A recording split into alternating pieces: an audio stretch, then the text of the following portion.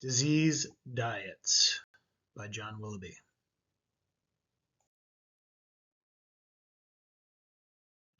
We're going to talk about disease diets and variations of eating. So there's a couple different diets that a lot of people use for anti-inflammatory purposes. There's the Mediterranean diet, the Wahls diet, the DASH diet, and the low-carb diet.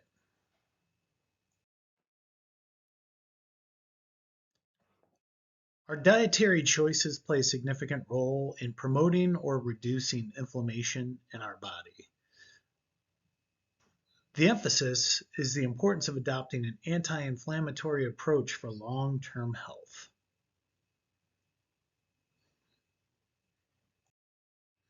The Mediterranean diet is a dietary pattern inspired by the traditional eating habits of populations in countries bordering the Mediterranean Sea, such as Greece, Italy, and Spain.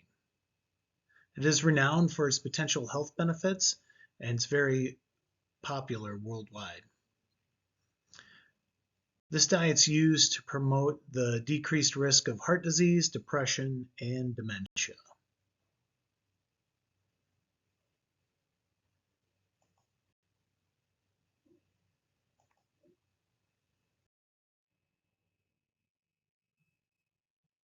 The Mediterranean diet has an emphasis on plant-based foods. The diet centers around fruits, vegetables, whole grains, legumes, nuts, seeds, which all provide a rich source of fiber, vitamins, and minerals. Healthy fats is also a major part of this diet. Olive oil is the primary source of fat in the Mediterranean diet, so it's providing monosaturated fats that are believed to contribute to heart health. Fatty fish such as salmon and mackerel are also included, providing omega-3 fatty acids. Moderating your dairy and poultry consumption. Dairy and products, particularly yogurt and cheese, are consumed in moderation. Poultry is considered to be okay in moderate amounts, while red meat is limited. Regular consumption of fish and seafood. Fish and seafood are also rich in omega-3 fatty acids and various nutrients, and they are the staples of the diet. You want to limit red meat, and sweets and desserts are only enjoyed in moderation. Wine, specifically red wine, is consumed in moderation. It's a characteristic component of the Mediterranean diet, so they normally only consume it with meals. Social and physical activity. The diet's not just about food, but also emphasizes the importance of socializing during meals and maintaining an active lifestyle. This is an inflammation chart that shows how the Mediterranean diet, using its natural real foods, helps promote immune tolerance and anti-inflammatories, whereas the Western diet, which is ultra processed foods and too much red meat, is awash in inflammation and endotoxemia.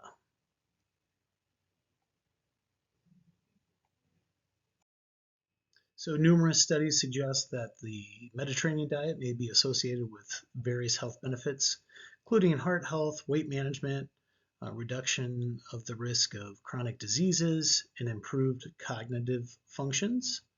A typical Mediterranean meal might include grilled fish, a salad with fresh vegetables, olive oil, whole grains, and a side of fruits. The next diet we're going to talk about is the Wahls diet, also known as the Wahls Protocol. It's a therapeutic dietary approach developed by Dr. Terry Wahls, a clinical professor of medicine at the University of Iowa. I've actually met her. So apparently she was wheelchair bound in 2007 and prior.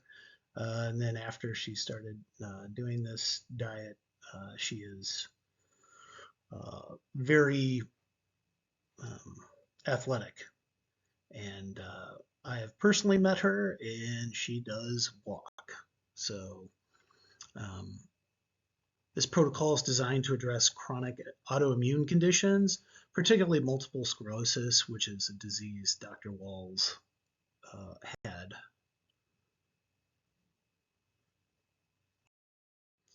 Uh, the key areas of the Wahls protocols are nutrient density. That's sort of the foundation of the Wahls diet, is consumption of nutrient-dense foods, particularly foods that are good for the mitochondria of the cells. Dr. Wahls emphasizes the importance of obtaining a wide variety of essential vitamins and minerals from whole foods. There are 3 levels to the protocol. Level 1 focuses on eliminating processed foods and increasing an intake of vegetables and fruits. So it's like 9 cups of green leaves and a cup of dark red cherries type. Um, Level 2 is restricting certain food groups like grains and legumes.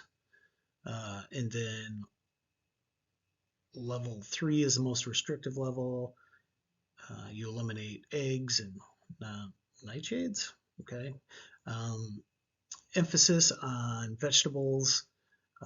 So a lot of colorful, non-starchy vegetables, rich in phytonutrients, and then protein sources, grass-fed meat, wild-caught fish, and organ meats. So like chicken hearts is something you should eat. I think they also sell like organ meat pills in support of this diet so that you don't actually have to go like find a chicken heart. Makes it that much easier, I guess. Healthy fats play a crucial role. So avocados, nuts, seeds, olive oil, eliminating the trigger foods. So anything that could cause inflammation, autoimmune responses may be restricted or eliminated. So obviously it is specific to each person, and you should also include regular exercise, stress management, and other lifestyle factors. The DASH diet is our next diet. DASH stands for Dietary Approaches to Stop Hypertension. It's the only scientifically formulated dietary plan, and it was specifically developed to help prevent and manage hypertension or high blood pressure. It was initially designed by the National Heart, Lung, and Blood Institute to just provide a practical and effective way to reduce blood pressure without the use of medication. So it's good for cardiovascular, and it's a well-balanced and heart-healthy eating pattern. And it has also been shown to help patients lose weight. So reduced blood pressure and weight loss are 2 of the big mainstays. Lowers cholesterol as well. So the key features, you want to focus on fruits and vegetables, colorful fruits, colorful vegetables, because these are rich in vitamins, minerals, and antioxidants. They also want you to incorporate whole grains, such as brown rice, quinoa, whole wheat, giving you fiber and essential nutrients. Very lean proteins, poultry, fish, beans, nuts, and seeds. They really want you to reduce the intake of red meat and processed meats. Low-fat dairy, so the inclusion of low-fat dairy and fat-free dairy products to ensure the adequate intake of calcium and other nutrients. That is the interesting part about this. A lot of things now say low-fat and fat-free aren't particularly good for you. You should be doing full fat, so it's not like a processed food. So that's an interesting difference from this to the other diets. Nut, seeds, and legumes. So they want you to incorporate nuts, seeds, and legumes for healthy fats, protein, and fiber. One of the biggest things to obviously lower your blood pressure would be limited the sodium or salt intake. So it will help manage your blood pressure. You shouldn't be using table salt and choosing low sodium alternatives. Um, a big issue with that is, just not salting your foods. Some foods already have salt in them, and then you salt them more and more, and so that's just bad for you. Low sodium alternatives, however, are also very expensive. Moderate your sweets and added sugars, so obviously cut out the desserts. Portion control, uh, awareness of portion sizes help maintain healthy weight and prevent overeating. That was kind of something that was also under discussion about whether it's true or not. If you remember, people like sell smaller plates and all this other stuff to make you like aware of your portions. And one of studies that came out recently said that that was just hogwash. If alcohol consumed, it should be done in moderation. Excessive alcohol obviously gives you high blood pressure, other issues. And then balance your macronutrients, which are the carbohydrates, proteins, and fats.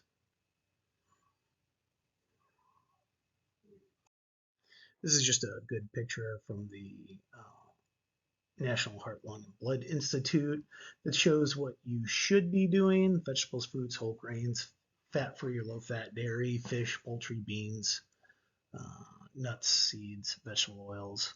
Whereas you should limit your fatty meats or your processed meats, full-fat dairy, anything sweetened, desserts, and then your sodium intake. And finally, we're going to talk about the low carbohydrate diet, or low carb. A low carb diet is a dietary approach that restricts the intake of carbohydrates. So you're looking at reducing your consumption of sugars and starches. This type of diet is chosen for various health and lifestyle reasons, so including weight management, improved blood sugar control, and increasing energy levels.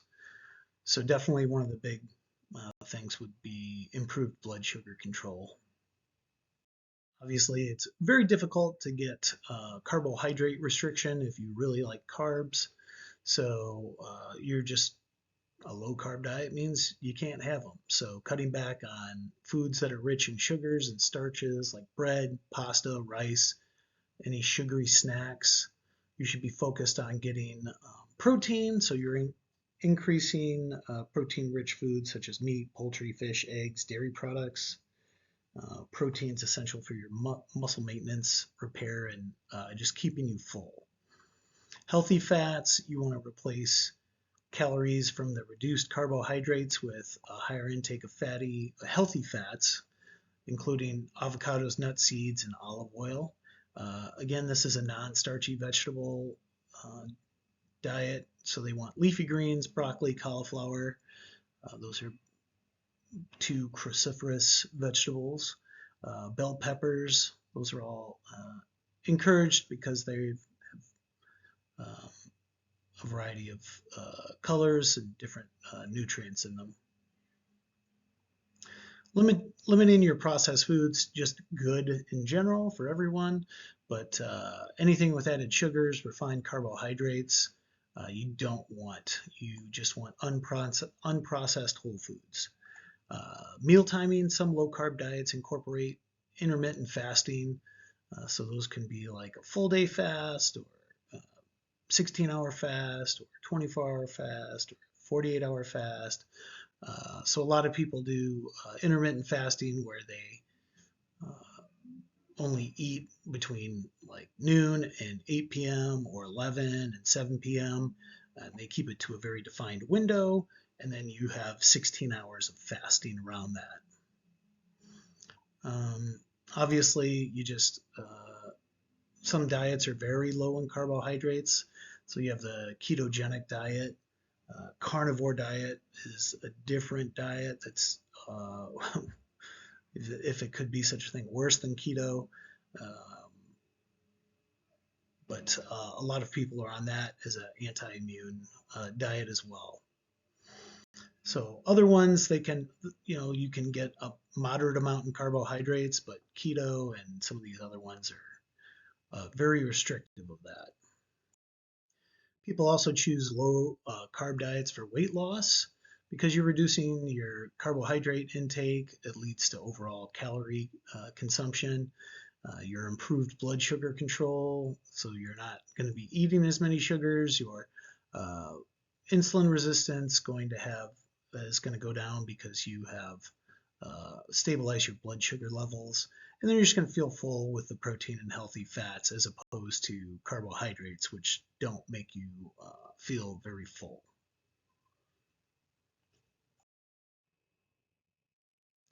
All right, so in summation, benefits associated with anti-inflammatory diets include obviously reduced inflammation, helps get rid of chronic inflammation linked to various health conditions, improved heart health, a positive effect on cardiovascular health, including lowering your blood pressure and improving your lipid profiles.